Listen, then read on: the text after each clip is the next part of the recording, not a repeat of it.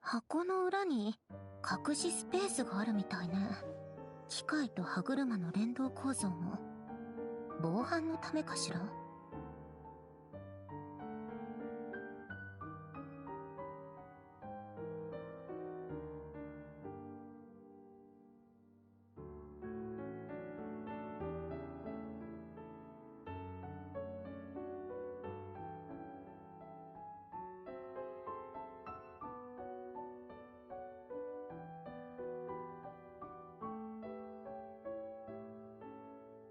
アラン、あなたならきっと、多分。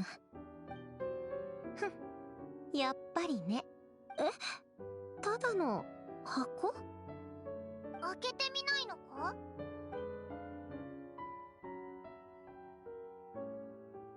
持ってみると結構重いわね。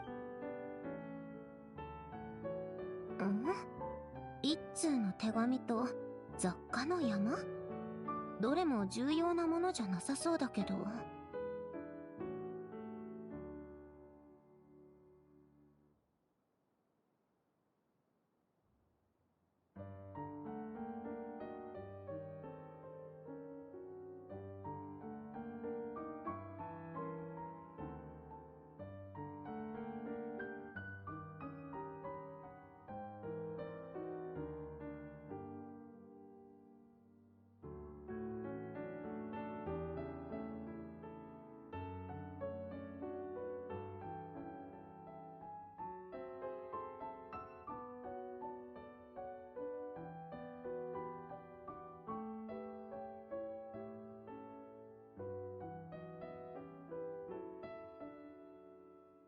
あ、見つけたわ。多分これね。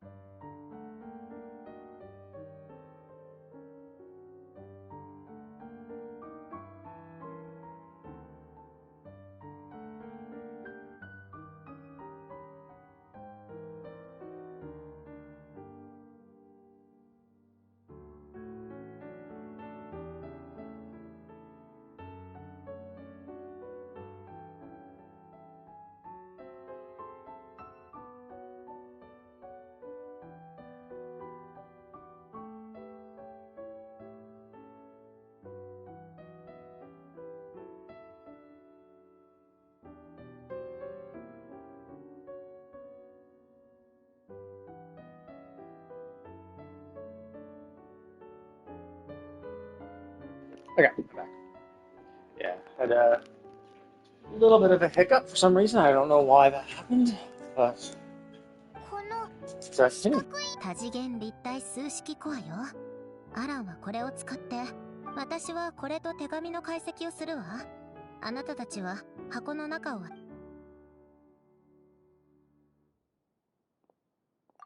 かったぜ。あれ、これは誕生したばかりの君が鉢植えをいじっている時の姿だ。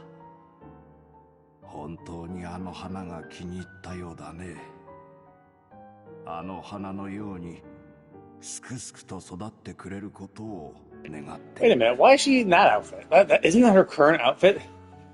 I assume that she was. They would be a picture of her in her previous outfit, because like there was a bunch of people bitching and moaning how Sandrone's outfit had changed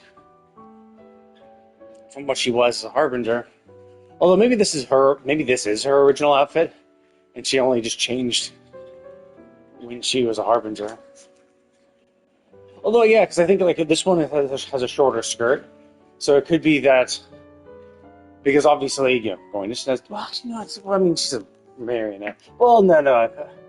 So I was gonna say like, well, she's a marionette, a non-human, so it doesn't really matter if she has a short skirt because it's not she'd be cold, but it would also mean that she wouldn't fit in as much, right? Like it would stand out a lot if she has Naya in a miniskirt, right? So I guess it would make sense for her to dress differently while working in Naya. おお、この時のお前、すっごく楽しそうだな。今と。何それ？どういう意味よ？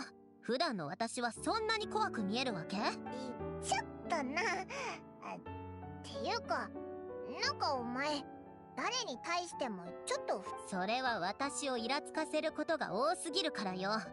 まるで私が理不尽みたいに言わないでちょうだい。Yes, it's the entire world that's at fault, not me. はい。なんだこれ。今日もまた一つ数学のクイズを解いた。待って、それは。That's your diary. 決めた。これからは自分のことをこう呼ぶことにする。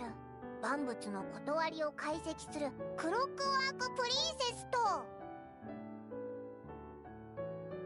まないで。このページは破り捨てたはずでしょ。これお前が書いた。君はどうやら少し前に自分で書いたこのノートのページの内容が。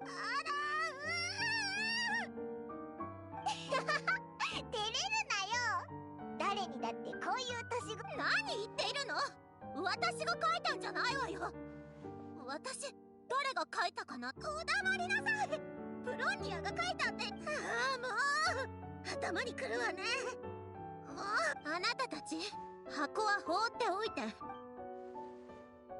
僕の可愛いクロックワークプリンセスへ。これ以上一言でも喋ってみなさい。That's funny. この手紙を読ん I like that. I think it's clever writing. You know, to go along with it. Because most people would be like, okay, cool, we've had our little joke, let's move on. But the fact that, I mean, to be fair, it was like it was just briefly a little while ago. But it is nice that we say, oh, Clockwork Princess must be for Polonia, you know. So we're still going along with the joke. Funny. Because oftentimes you see writing where it's basically just like, okay, we had our joke, now we move on. And like, you know, I would love if we refer to her as a Clockwork Princess again at some point later in the quest to kind of do a throwback to it. I doubt it'll ever come up again, but it'd be nice. 君に願いを尋ねた時のことをいずれにせよ君のためにもう一つのなぜこれを残したのかってその質問に答えるには僕の魂に対する考え方に触れないわけにはいかない僕は人の一生には二度の誕生が世界から与えられた命と君自身が選んだ命との間には偶然によって誕生した命がこの世界の流れにただ身を Wow, this is 任 actually せるのでは surprisingly な deep. く I was not expecting that. それこそが自身の魂を認識する過程なのだよ。君は僕の最も誇りとする傑作。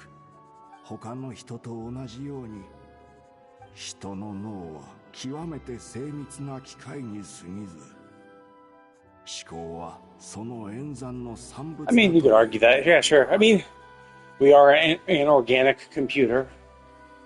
And there's always, and the thought was always the idea. I mean, there's always been the idea that the human brain actually has a lot more capacity than what we currently have, and that we're only using a fraction of it. And that could just be, one, because we need that to learn. Like, that could just be how we need all that extra unneeded portions because that's how we're going to use to learn. But it also could just be that there's just a lot of waste, right? Like, we are biological.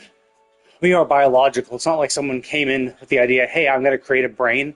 I'm going to create a computation device that's going to be. It's not someone like thought, oh, I'm going to create a computation device that's going to be the best. Like, no, our brains are what they are from tons of evolution, and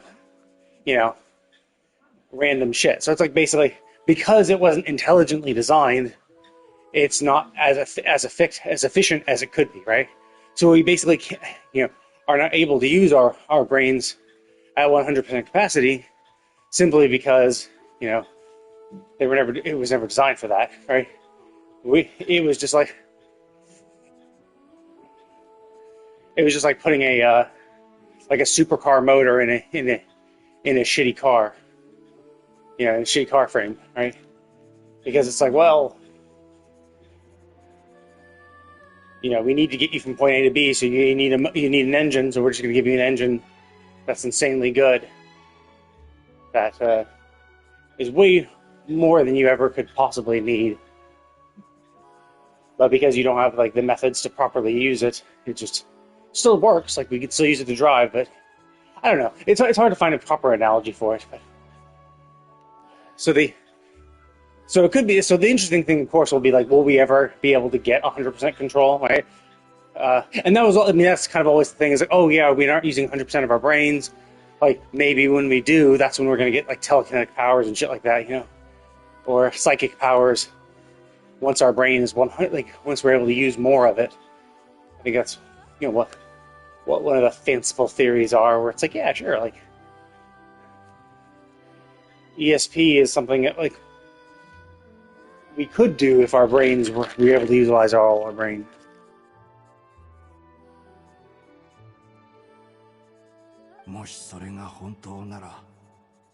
But because and that's why like computers are so much better, right?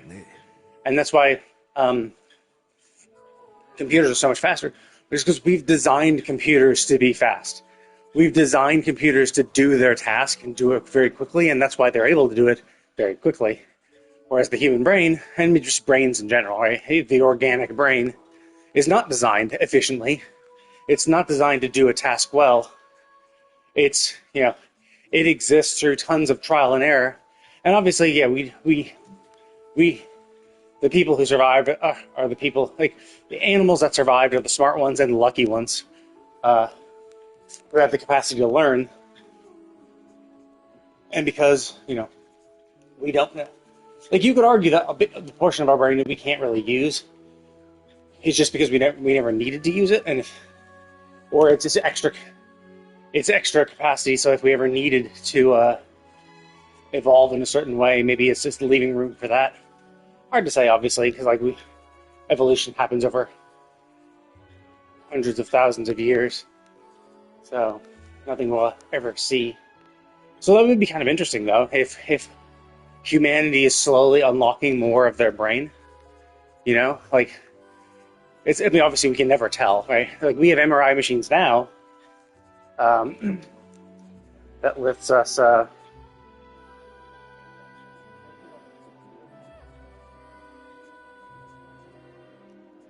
We have MRI machines now that let us and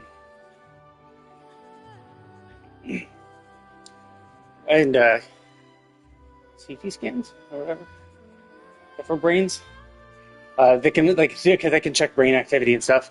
But like, it'd be interesting to see like what humanity's brain activity was like, thousands of years ago. Like maybe we are using more of our brain, and we are slowly unlocking bit by more and more as time progresses. Hard to say.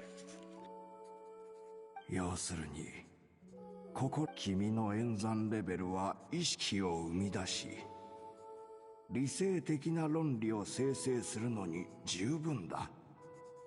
感情と論理は往々にして矛盾するものであり、その矛盾の蓄積が君の言う君はかつて自分には欲しいものが何もないが欲しくない、それはまるで盲人が自分の体に走る鋭い痛みだけを感じ、その形を僕が君に残すのは、君が自身の魂。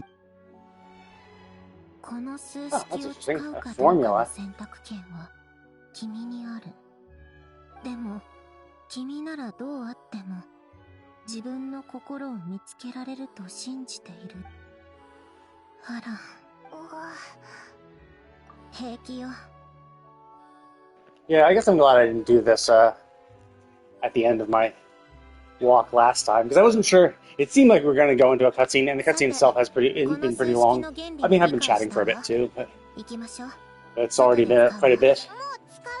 And a lengthy one, and I wouldn't have wanted to have to rush through this. 私はそもそもコアの中のエラーを解決するために来たのよ。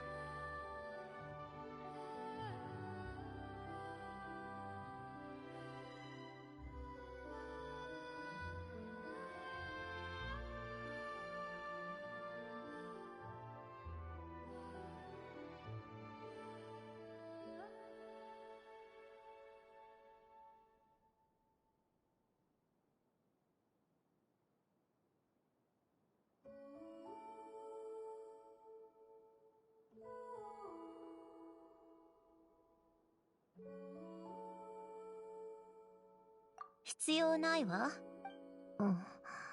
でも私が解決すべきエラーが何なのかは大体わかっているわ。アランが言っていた通り、それは私が積み上げてきた過去、矛盾の集合体、論理アルゴリズムに抑圧されてきた感情の産物なのよ。じゃあ解決っていうの、文字通りの意味よ。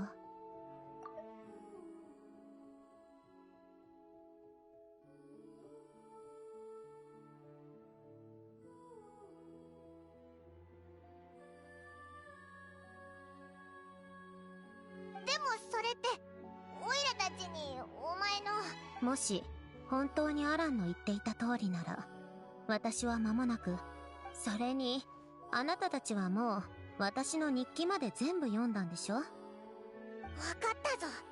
ふん、しつこいわね。あなたたちを仲間だと思っているから提案しているのよ。いいってば。Are you gonna go to the pod thing where she's created over here?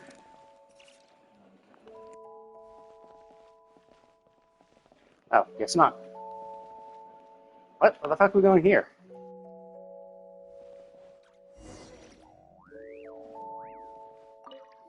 Or can we not do it here? Do we need to go to another? I mean, because this is only the second of 3 quests.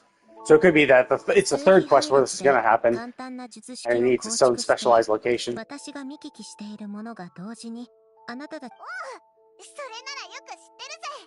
ヒトラリの感覚を共有する秘術？魔法や秘術も機械の数理と同じ。この世界の法則よ。異なるアプローチで同じことを実現できても、無駄話はここ、なるべく静かにしていなさい。あなたたちを誘っておいて。Oh, we're doing it as part of this quest. Damn. Although I guess that makes sense, because like this quest did just kind of start. All we did was talk to Sandrone a little bit, and then went immediately here. But I was kind of thinking that maybe this whole thing was going to resolve in the third part, in the final conclusion part. But maybe not. Maybe we're going to run into an issue in Quest 2, and they'll drag into 3. 閉ざされた空間が鏡やっと来たわね。これって過去の私？いいえ、私こそがあなたの言うエラーよ。あなたの座って話しましょう。Oh. Oh, so the upper part of her body was pretty much the same. So it was just the skirt? Or is that skirt the same too?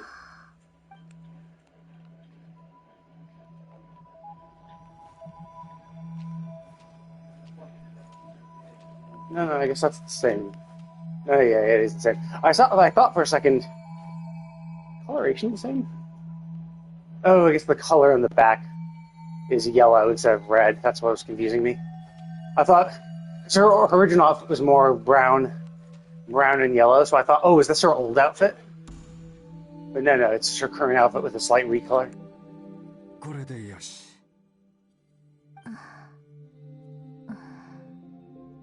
はじめまして。僕の声は聞こえるかい？僕。懐かしいでしょ？はい。プレゼント。本？の？日記のように使ってほしい。必要ないわ。時間の無駄よ。確かにその通りだが、自分なりに大事だと思った。重要事項の分類作業をしろってこと？とりあえずはそう理解してくれても、支柱で植物の成長する方向を導くように、僕たちは記録を通じて忘却と保存の中で、僕たちは自分がどのような人間になるのかを決めるんだ。Man, this dude is quite the philosopher. 理解できない。やはり納得できないわ。日記なんて。私たちはここで生まれ、昼間は鉢植えや庭の手入れをし、午後は簡単に部屋を片付けて、本を読んで学ぶ。夜は暖炉のそばで、あら。ん？どうしたんだい？何を飲んでるの？これかい？コーヒーだよ。飲んでみたいわ。じゃあ。なぜ私に味覚と嗅覚、触覚の機能をつけたの？ And yeah, they just write that off like touch. There's a reason for touch and smell, right? Smell definitely has a reason. It's definitely useful to be able to smell. Touch again also it helps for tactile. It helps you to be more precise if you can touch things. Taste though, would a robot ever really need taste? Not really. Like, because if all they have to do is follow a recipe, if they follow a recipe, everything's good, right? You don't really need to taste something to follow a recipe. So, and also like the idea of like making a robot taste something is kind of crazy. Now, obviously, you know, it's just like putting sensors on the tongue or something, but trying to like correlate those impulses, those electrical impulses or whatever, right, into a taste pattern that matches humans, it would be insanely tough, right?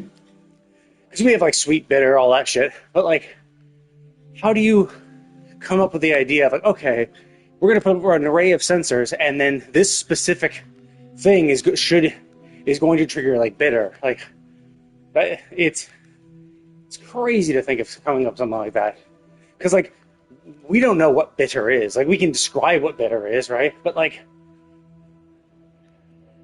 And I guess that's maybe the point where it's like, okay, I could run bitter things over these sensors, and then just, you know, flag it, be like, okay, the impulse that is generated when I put these array of bitter things over the sensor, I'm gonna have it be translated as bitter in the mind.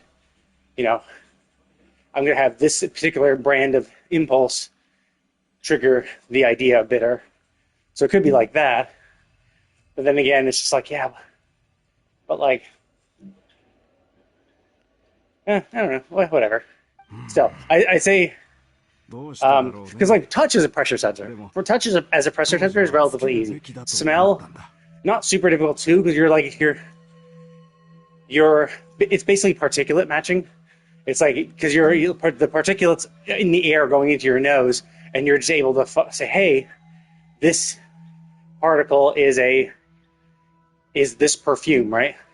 And all you have to do is, you don't even have to recognize what it is. You can just match it. You'd be like, oh, I smelt this perfume before, and so now I can just track and go in the direction where more of these perfume particles are. So you could like sense something that way. So it's really just,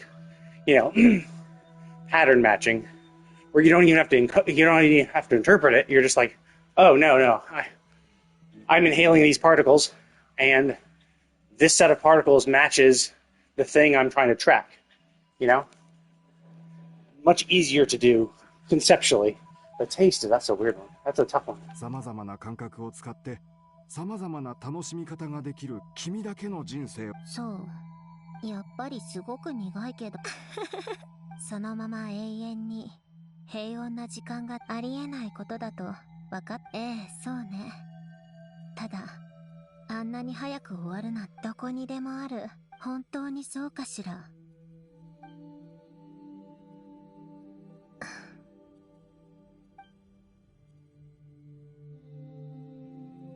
アランがコーヒーを飲んでいるのを見て、私は真似をした。滑稽だと思わない？機械が人間の。でも私はそうするのが好きなの。そう。私たちはこうするのが好き。へえ、確かに。誰か説明してくれる？なんで招待してもいない？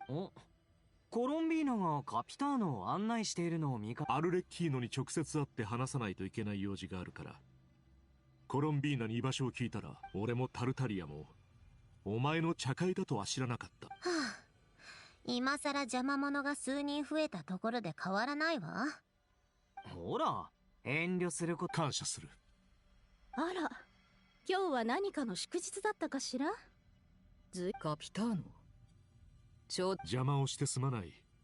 茶会で例の件を持ち出すつもりはないので。さすが隊長ね。礼儀を知らないどこかの第11位とは大違いよ。おいおい、突っかかるなよ。それとも今日ここ。あんたの分際で？やるなら外でやってきてちょうだい。カップ。もくもくもくもく。さっぱりわからないわ。静かな午後のお茶会を楽しみたかったはずなのに、一人また一人と押しかけてくるんだから。そして一人また一人と。その通りよ。I mean, to be fair, Child is still there, and so is Arlecchino. Obviously Capitano and Rosalind are dead, but the Child, Colombina, and Arlecchino are still alive. Although I imagine without Colombina around, I mean, Child was there just as an offshoot, so he wouldn't really show up randomly. Arlecchino might, but then she's always kind of been busy too, so, and I don't know if they're always like working in the same locations at all times. So maybe if Sandrone was always kind of in Cesnaya and Colombina was always there as well because of maybe she was helping with the project, then she would have always had a friend in Colombina always there. And Arlecchino does seem like she'd be bouncing around a lot, the various House of Hearths and doing all her spy and assassin work.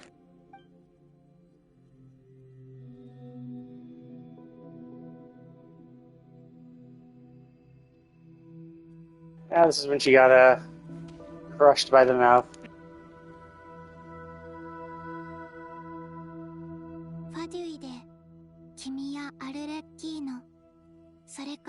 Oh, is that the only difference?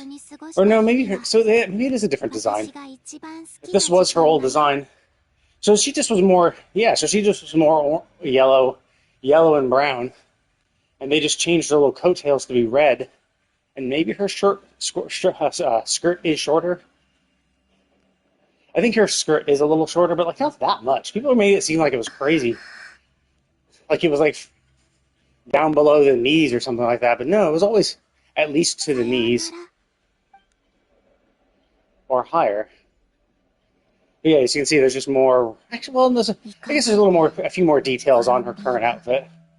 I don't think she had that red gem on the back of her other one. But yeah, it's a little more. Just a little more red, which makes it pop out a little more. なぜあの時そう言わなかったのかしらね。口にしていれば物語の結末は変わっていたのかもしれないの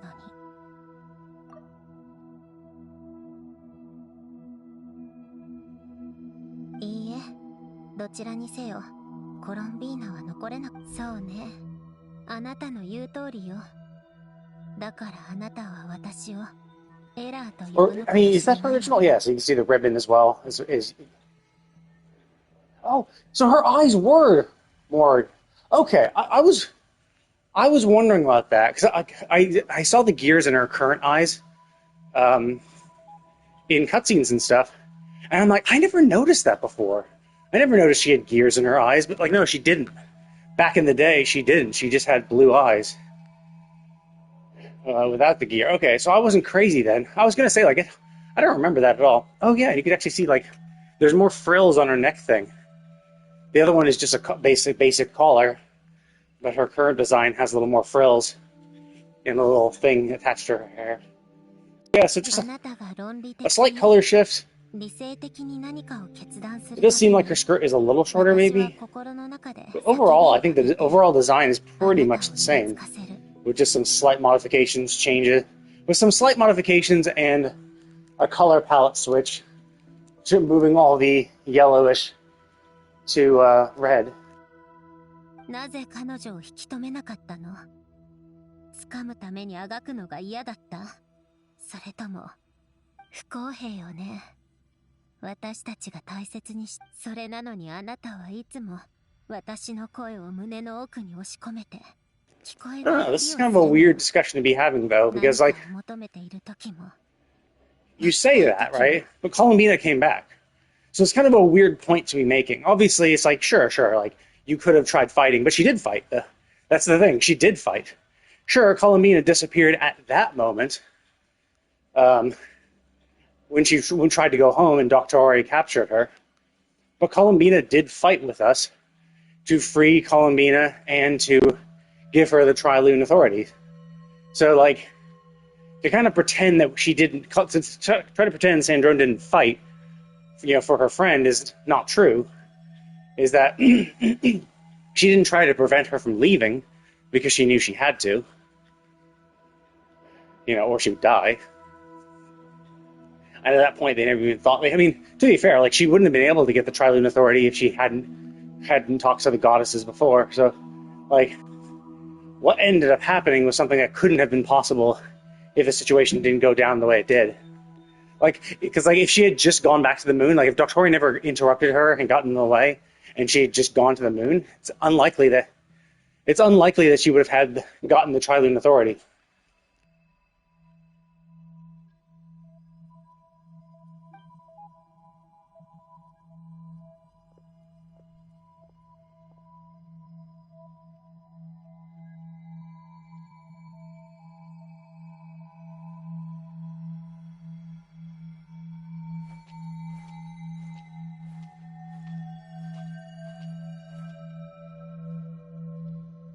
Okay, well, this is obviously, yeah, that's... Now, this one obviously actually did die. Yeah, and this one is actually gone. 修復しようとはしてみたわ。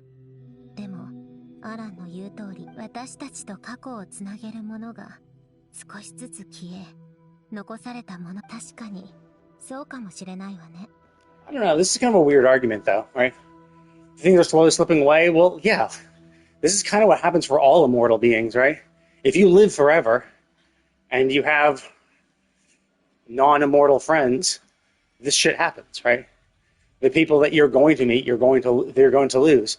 Obviously, Polonia was a kind of exception because Polonia, in theory, could have gone on forever as well.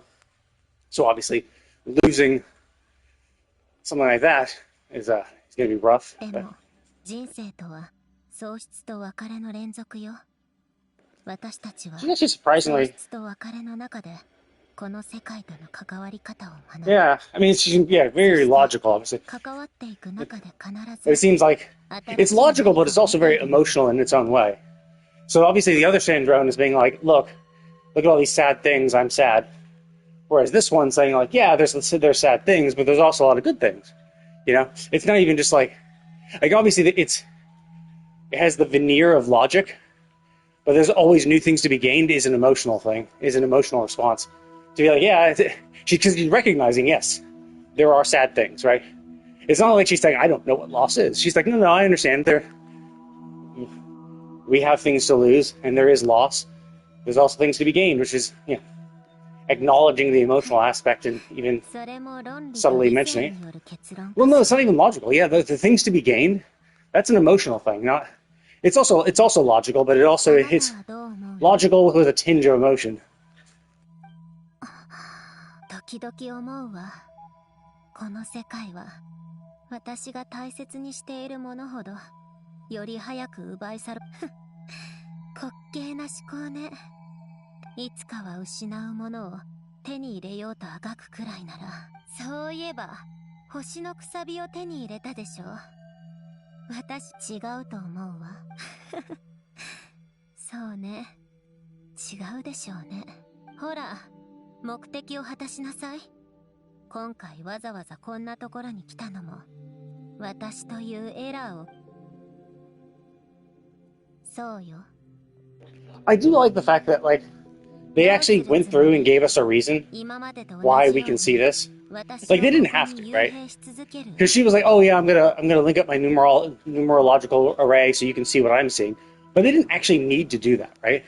She could have just said, "Give me a second. I'm going to go resolve the anomaly," and then she closes her eyes, and then they could have just shown us these cutscenes, and then it could have been like she woke up later, and then it's like, "Hey, are you awake? Did you resolve the anomaly?"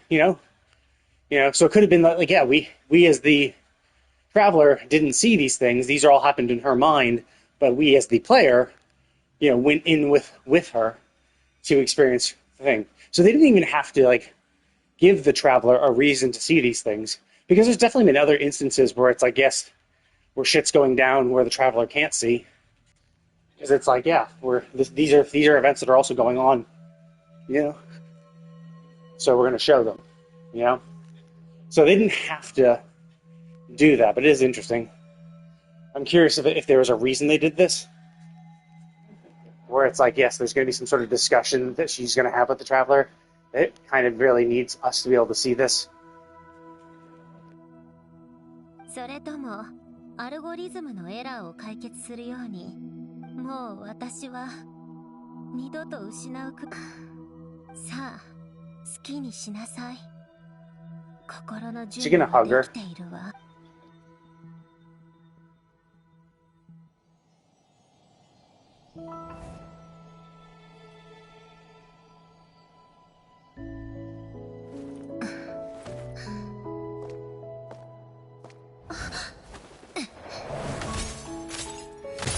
You have to break the glass and then hug her. Yep. Called it.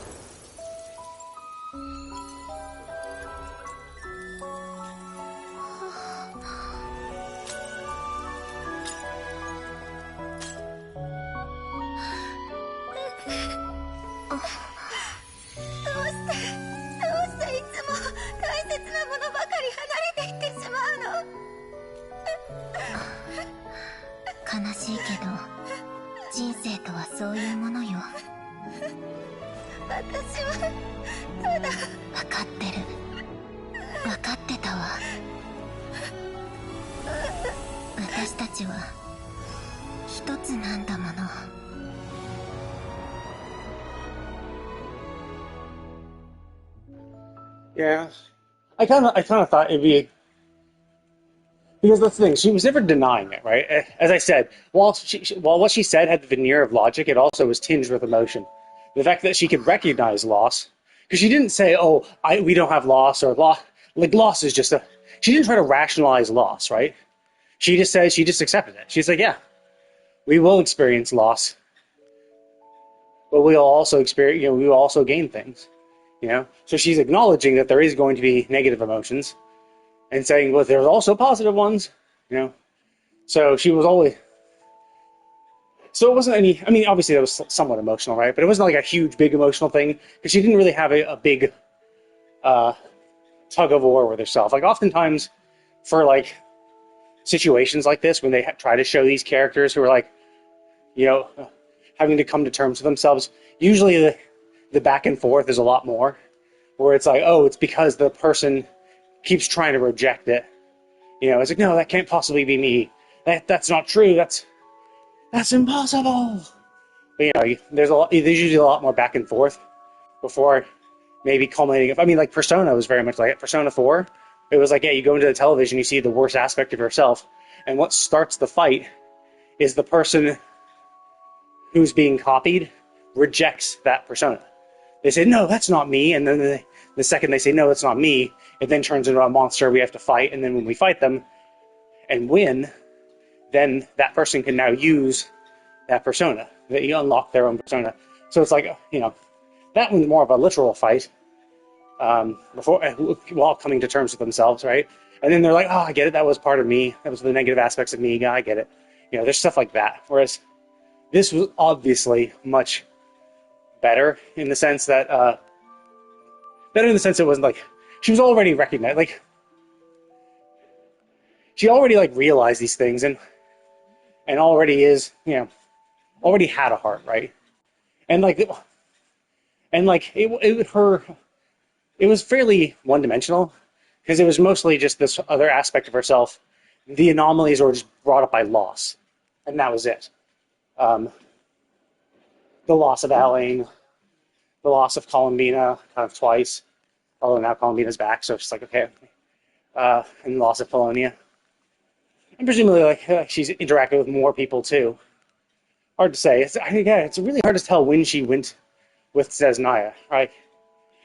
She's lived for a while. She's lived for a long period of time, but, like, presumably she didn't, like, it wasn't like Aline died and she's like, okay, I'm going to head to Cesnaya and work for the Tsaritsa. It's like, she might have been wandering around for decades before finally, working in Cesnaya.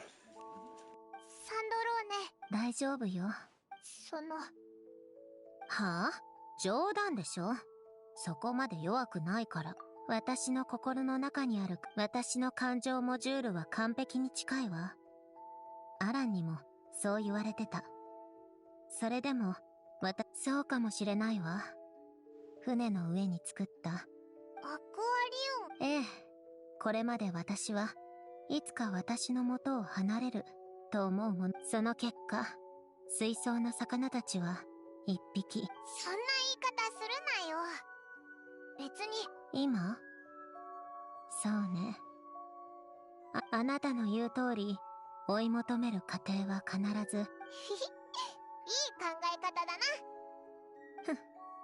でももっと重要なのは、私はすでに一度。そうそう。さっきお前、というか。はあ？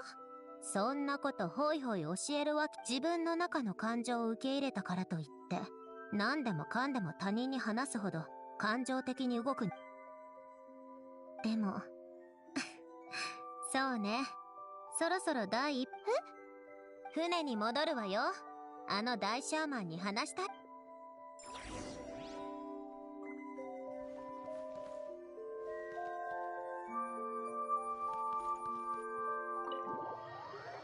Is this going to teleport me just out, or is it going to teleport me back to the ship? Okay. It's just teleporting me out here. Okay. Let me spend my resin.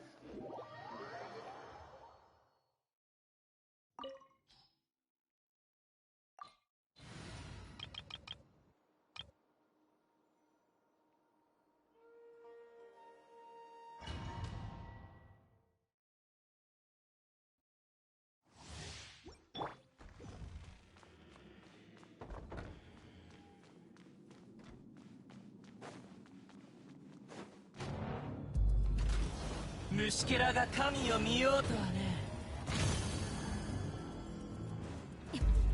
どよめく神学。虫けらが火炎を刻め。じゃあ行くよ。口封じは任せたからね。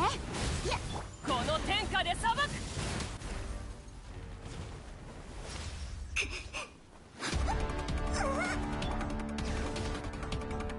七葉のもと生きながら会えるのは僕だけだ。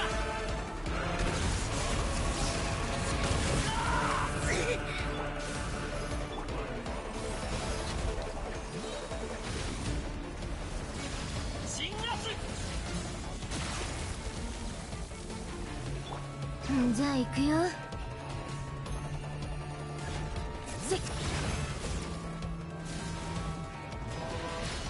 奮起。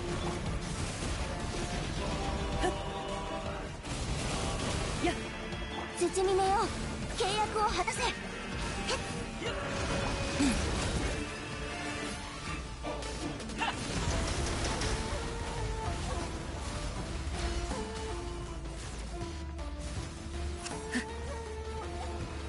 諸相浄化。頭上を焼き。どれ。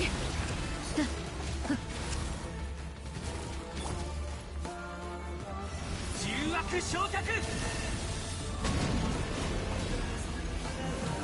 止める勇気はあるか。さあ、働きなさい。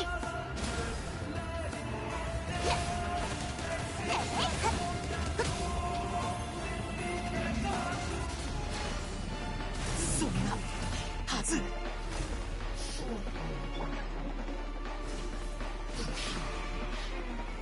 っ。浮気山の地。土見めよ、契約を果たせ。石煙に葬られよ。僕はまだ。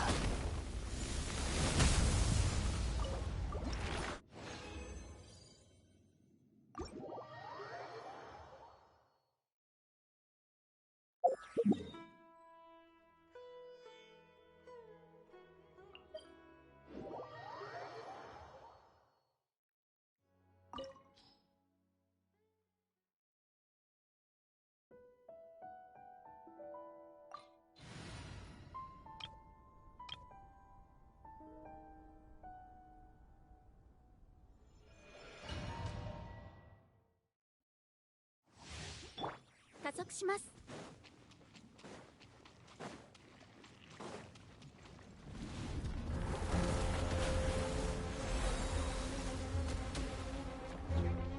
掃除隊ローズクラッカー。はっ、満ちて新月が来る。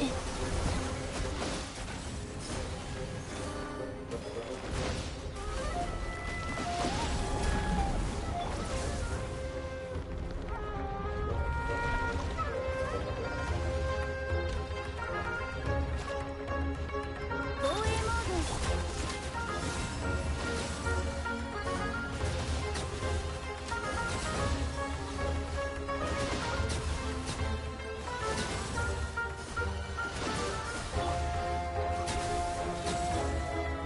いや、次移して掃除対象ロックオン。よっ。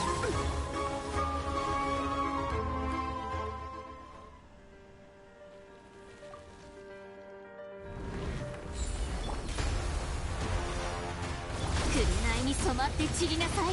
そう、満ちて三月よ、輝け。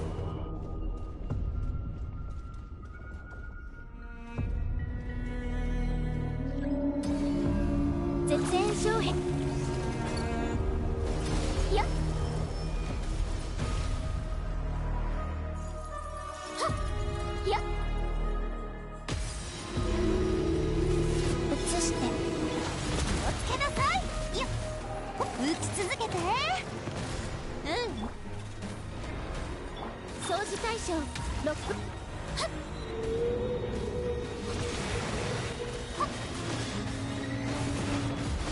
流れてや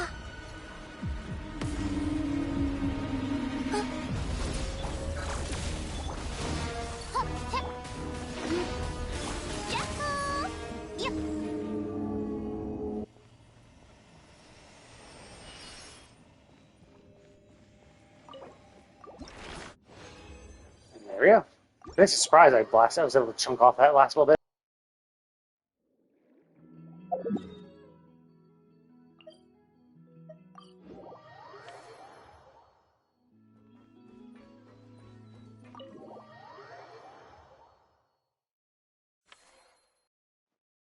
行き場のない魂？そう。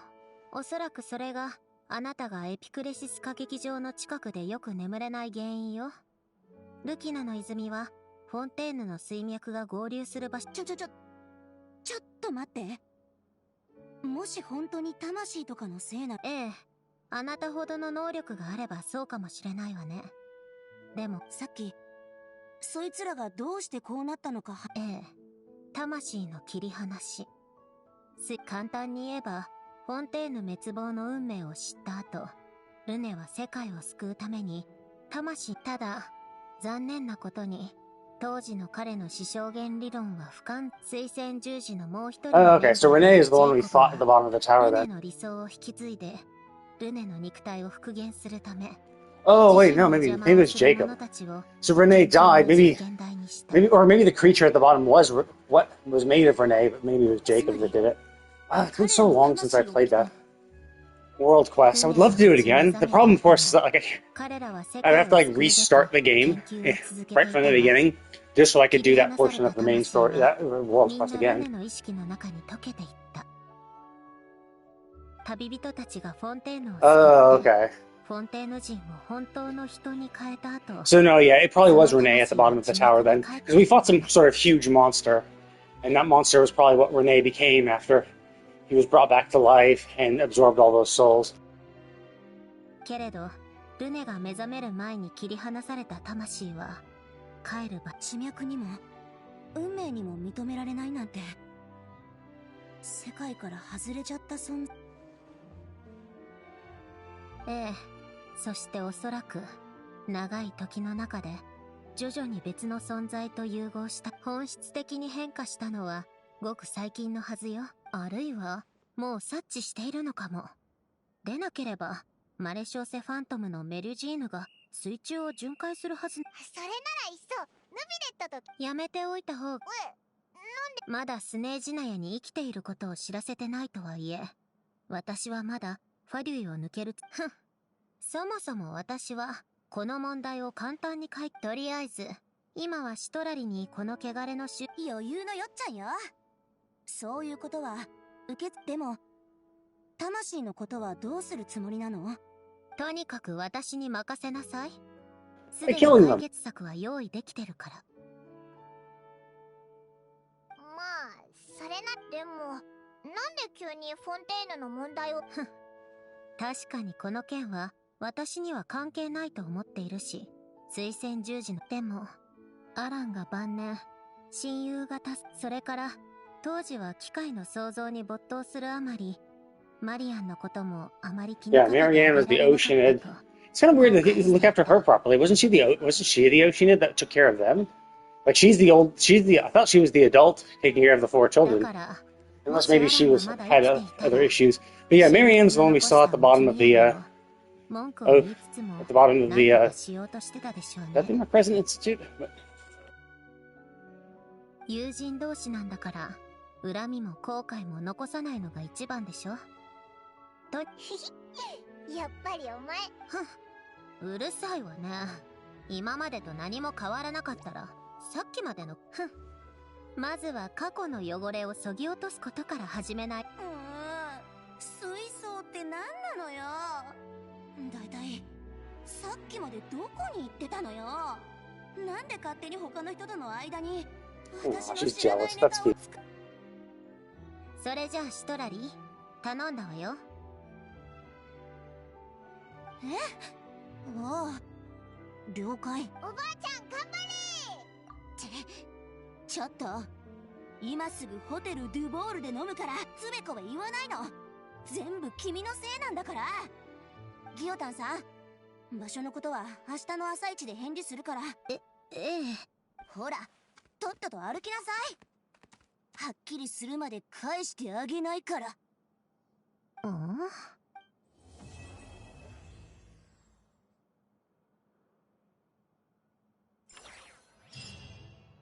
Okay, so that was actually a decently long little cutscene. Oh, she brought that with her. Nice. What's her name, right? Oh, this is when they were adults. Yeah, there's the one where there was all four of them together as children, and then there was Marianne behind them, who was the Oceanid. 認められざるさまよう魂。 Okay, but yeah, I'm gonna go ahead and call it then.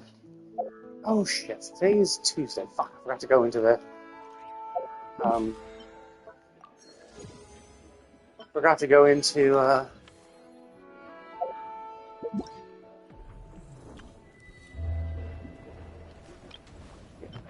that one now.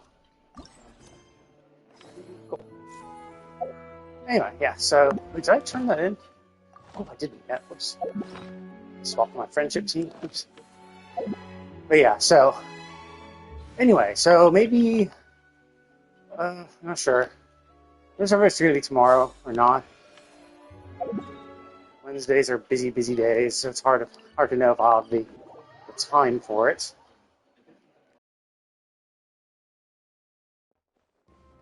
星と深淵。無事今日の星と深淵。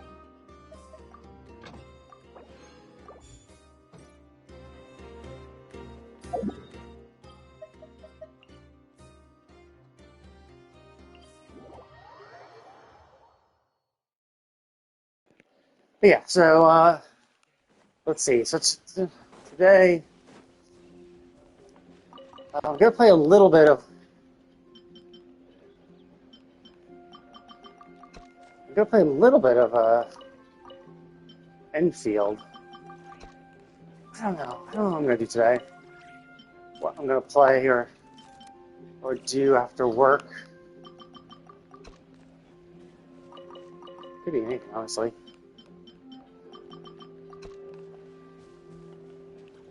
Or I might go do some more reading. It's hard to. So much to do, so little time. I could play more Tales or Adventures of Elliot 2. That's getting. I think I'm at least halfway done. Like, I should be nearing the end. There are still some powers I haven't unlocked yet, so I know it's not going to be, like, done anytime super soon. Okay. There we go. Yeah, so anyway, I'm going to go ahead and call it. I might be on later today. I might be doing Adventures of Elliot. I also might not be. It's really hard to tell what I'm going to do. I might, if anything, I might pop into Final Fantasy 14 to do my roulettes and shit. But, you know, yeah, anyway, so I'm going to go ahead and call it. Thank you all for watching, and I will see you all next time.